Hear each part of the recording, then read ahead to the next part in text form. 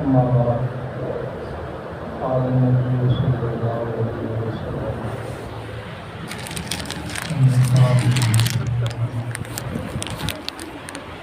وقال أيضا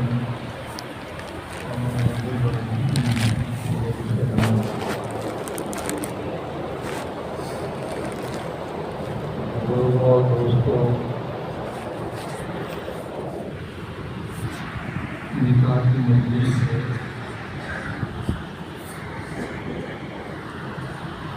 جانتے ہیں نکاح یہ نبی کریم صلی اللہ علیہ وسلم کی سنت ہے اور آپ کا طریقہ ہے۔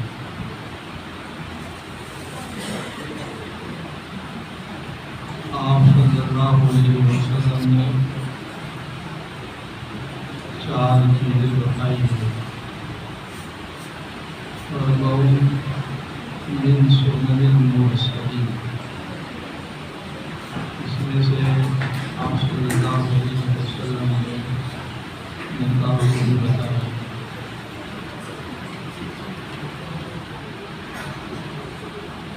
آج تک بیٹے کا نکاح کروانا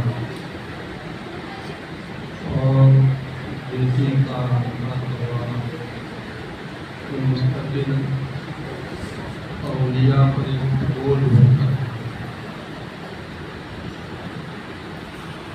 بہت بڑا بوجھ ہوتا ہے۔ اس کی وجہ یہ ہے کہ ہم نے نکاح میں ایسی چیزوں کو داخل کر دیا، ایسے رسومات داخل کر دیے جس کی وجہ سے نکاح آسان ہونے کے بجائے مشکل ہو گیا، بھاری ہو گیا۔ ہماری جو برادری ہے مومن برادری، کیونکہ حضرت مولانا نذیر میاں رحمۃ اللہ علیہ کی محنت اور اس کے بعد دیگر علماء کرام بزرگان دین ان کی محنت سے اپنے یہاں بہت سے رسومات ختم ہو گئی، لیکن بہت سے علاقے ایسے ہیں، بہت سے صوبے ایسے ہیں تو باپ کے اوپر بہت بڑا بوجھ معلوم ہوتا ہے۔ لڑکی کا نکاح کرنا ایک بہت بڑا بوجھ ہے۔ حالانکہ علماء ہوتے ہیں، دین کا کام بھی ہوتا ہے، لیکن رسومات نئے رسومات داخل ہو جاتے ہیں۔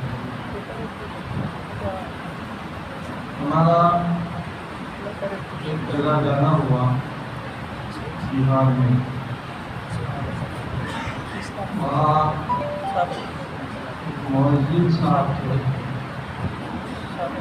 انہوں نے مجھے دعا کے لیے جو کہا، یہ کہا مولانا میری کئی بیٹیاں ہیں اور ان کے نکاح باقی ہے، اس لیے آپ دعا کرو کہ ہماری بیٹیوں کا نکاح ہو جائے۔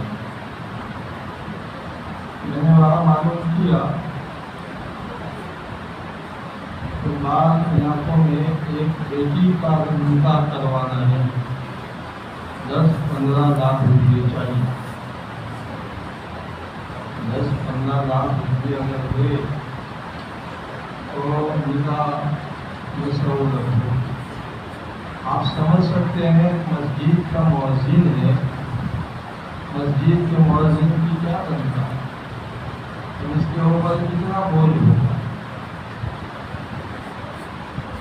سامنے والے دلہا کی طرف سے مطالبات ہوتے ہیں، لیکن اللہ کا فضل ہے، اللہ کا کرم ہے کہ اس طریق کی رسومات ہماری مزاج میں نہیں ہے۔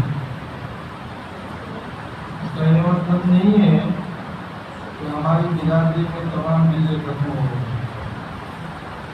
اصلاحی معاشرہ والے جو محنت کرتے ہیں، ایک رسم کو نکالنے کی محنت کرتے ہیں، دوسری رسمیں شروع ہو جاتی ہیں۔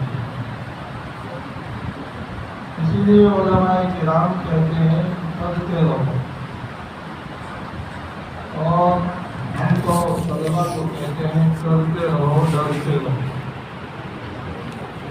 اللہ تعالیٰ حفاظت فرمائے۔ حالانکہ احادیث کے دیکھنے سے معلوم ہوتا ہے کہ نکاح بہت آسان ہے۔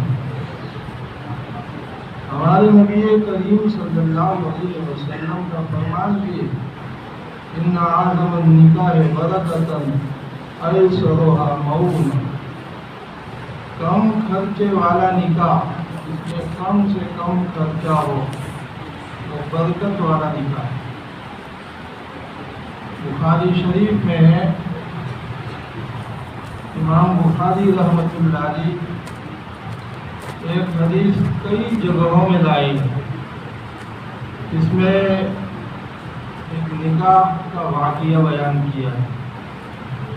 اس سے ہم کو انداز ہوتا ہے کہ کتنی سادگی تھی ہمارے نبی کریم صلی اللہ علیہ وسلم کے زمانے میں۔ حضرت سہل ابن سعد رضی اللہ تعالیٰ عنہ ایک صحابی ہے، فرماتے ہیں کہ نبی کریم صلی اللہ علیہ وسلم کہیں جا رہے تھے، ایک عورت آئی صحابیہ۔ اب یہ صحابیہ کے بارے میں شارحین، کتابوں کی شرح لکھنے والے، بخاری کی شرح لکھنے والے جو ہے، انہوں نے لکھا ہے کہ یا تو حضرت خولہ رضی اللہ تعالیٰ عنہ کی، یا تو حضرت ام شریک رضی اللہ تعالیٰ عنہ، یا کوئی اور صحابیہ۔ انہوں نے آپ صلی اللہ علیہ وسلم کو فرمایا، اے اللہ کے رسول صلی اللہ علیہ وسلم، میں نے اپنی ذات آپ کو ہبہ کر دی۔ جیسے کہ اجازت کے موقع پر اجازت جو دی جاتی ہے، اس میں یہی ہوتا ہے، عورت جو ہے اپنی ذات جس کے ساتھ نکاح ہو رہا ہے ان کو ہبہ کرتی ہے، بخشش کرتی ہے، اس کو ایجاب کہتے ہیں۔ آپ صلی اللہ علیہ وسلم نے، جیسا کہ حدیث میں آتا ہے، آپ نے اس کے چہرے کی طرف دیکھا، پھر اوپر دیکھا، پھر نیچے دیکھا۔ بعد میں نبی کریم صلی اللہ علیہ وسلم نے سر کو جھکا دیا۔ وہاں ایک صحابی جن کا نام معلوم نہیں ہے، وہ بیٹھے ہوئے تھے، بہت غریب صحابی، کتنے غریب، پہننے کے لیے اوپر قمیص بھی نہیں تھا، ایک تہبند تھی۔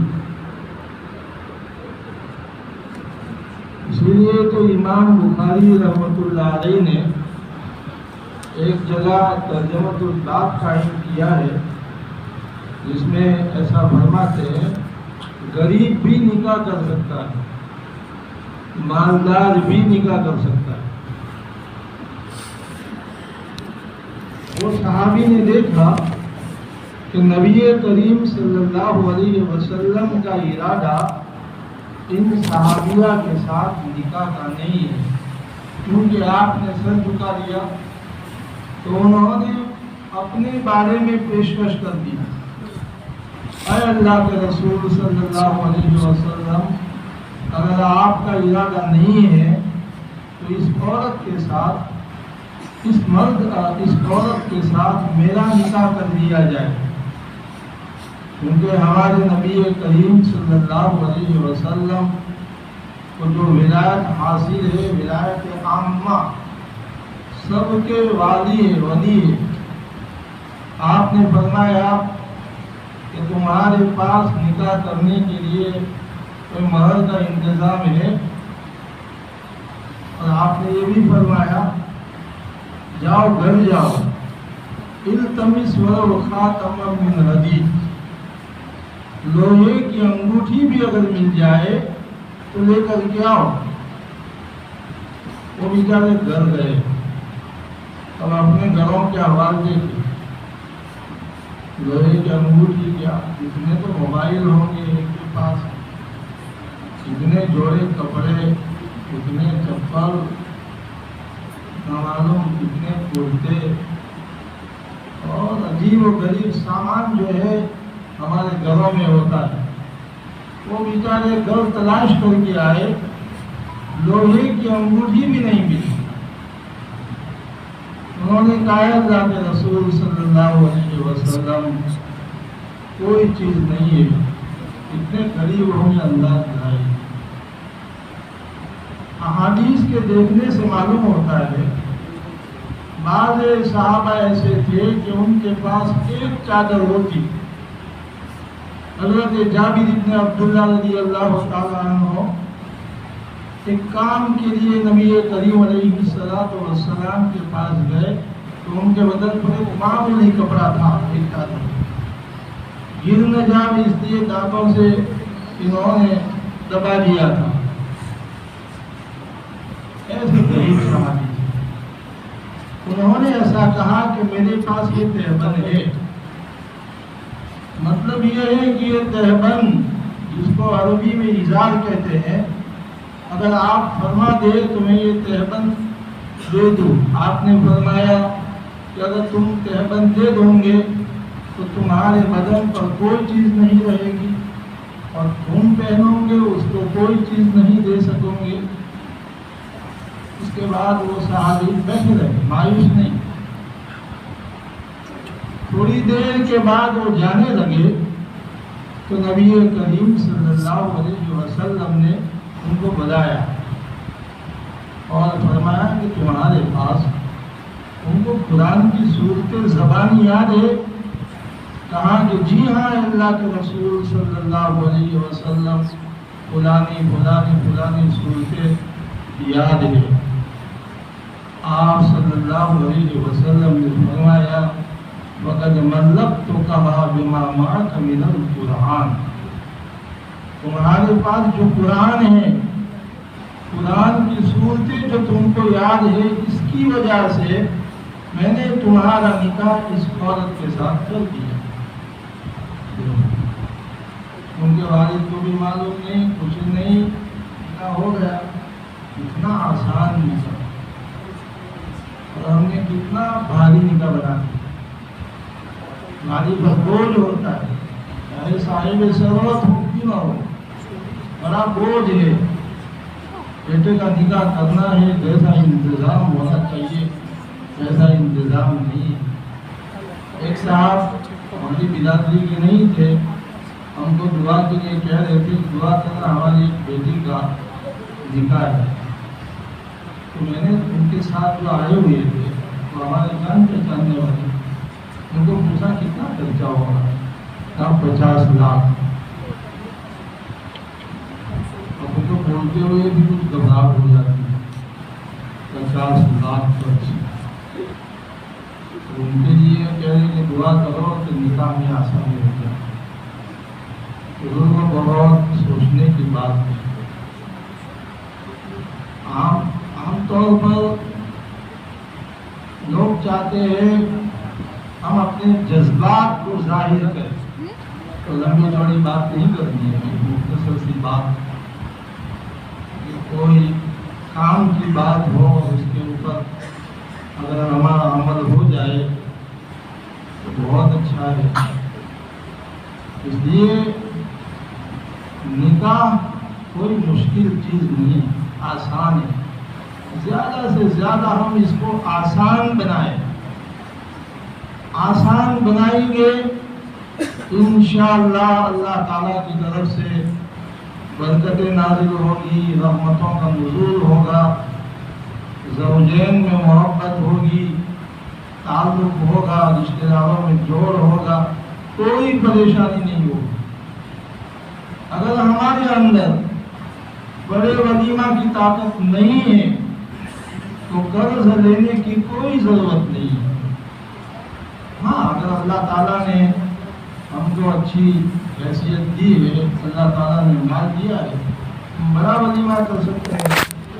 ہمارے نبی کریم علیہ السلام کا نکاح حضرت زینب بنت جحش رضی اللہ تعالیٰ عنہا کے ساتھ جب ہوا تو آپ نے صحابہ کو گوشت اور روٹی کھلائی، جس کو بڑا ولیمہ کہتے ہیں۔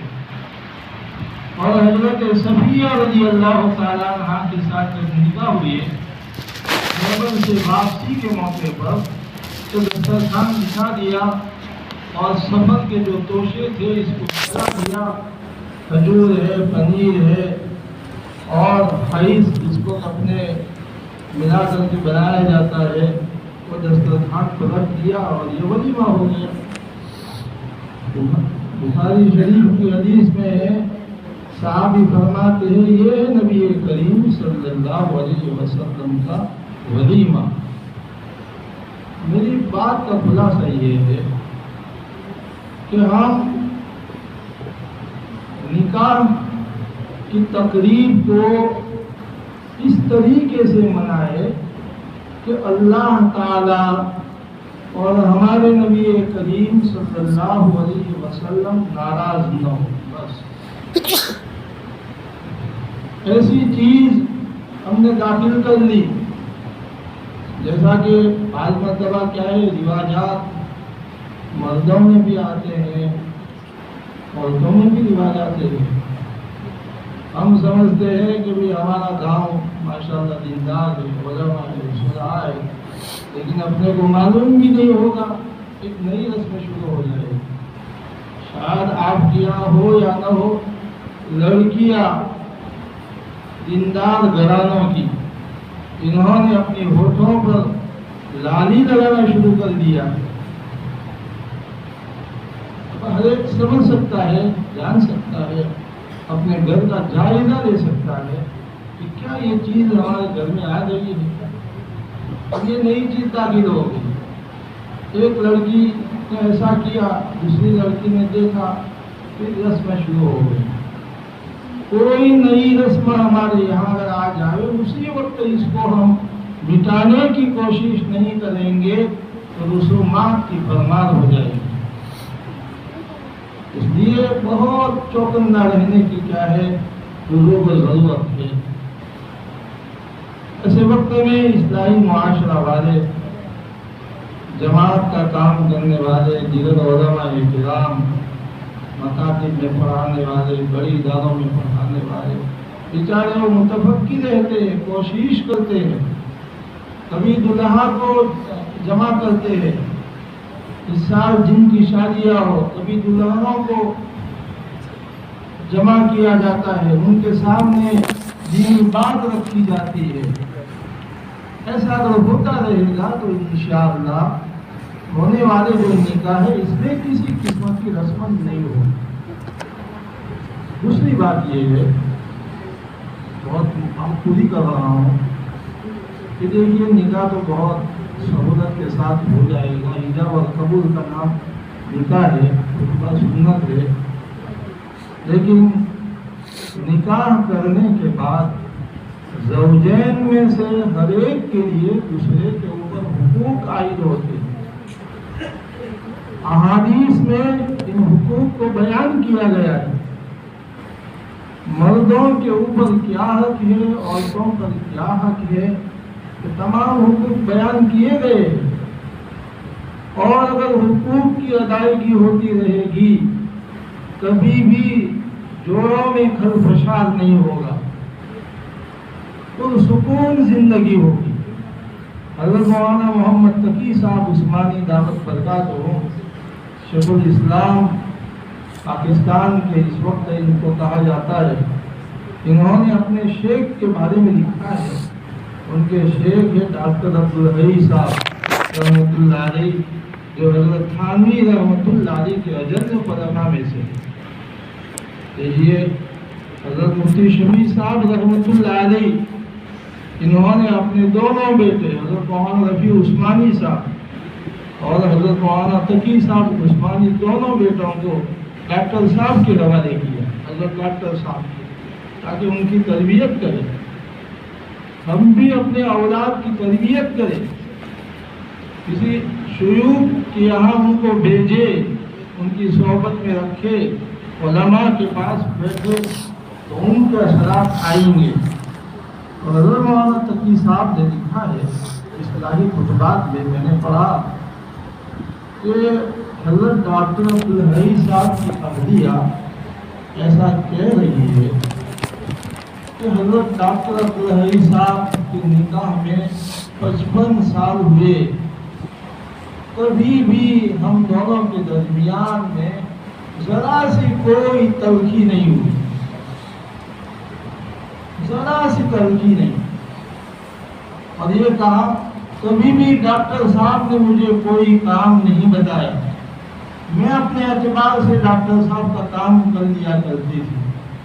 بزرگوں کو کیسی سکون زندگی، اس لیے دلہا اور دلہن حقوق کو معلوم کر لے تاکہ ان حقوق کو ادا کرے، انشاءاللہ گھر میں پورے گھر میں سکون رہے گا۔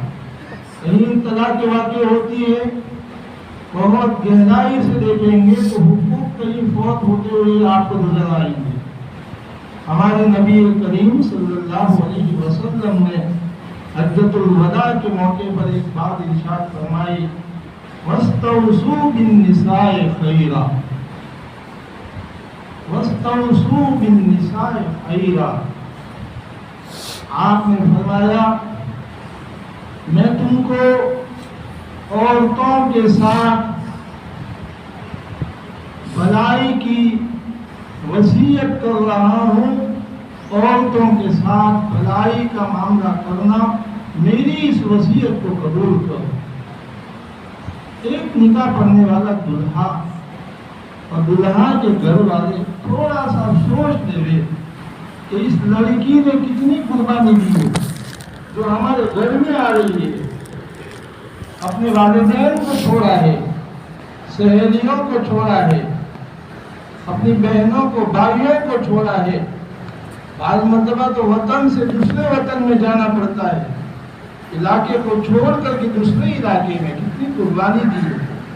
اس کے ساتھ اگر حسن سلوک کیا جائے گا، بھلائی کا معاملہ کیا جائے گا تو کتنی خوش ہوگی، اس کو ایسا لگے گا کہ میرے والدین یہاں ہیں، میری بہنیں بھی یہاں ہیں، میری سہیلیاں بھی یہاں ہیں۔ اگر اس کا خیال رکھے دلہا والے، دلہا کے گھر والے، تو امید ہے ہمارے نبی کریم صلی اللہ علیہ وسلم نے وصیت بھی کی ہے، انشاءاللہ پرسکون زندگی ہوگی۔ اللہ تعالیٰ ان باتوں کو قبول فرمائے اور ہمیں رسومات سے بچائے اور سنت کے مطابق ہمیں اس تقریب کو منانے کی توفیق عطا فرمائے اور ہماری اس مجلس کو قبول فرمائے۔ وآخر دعوانا الحمدللہ۔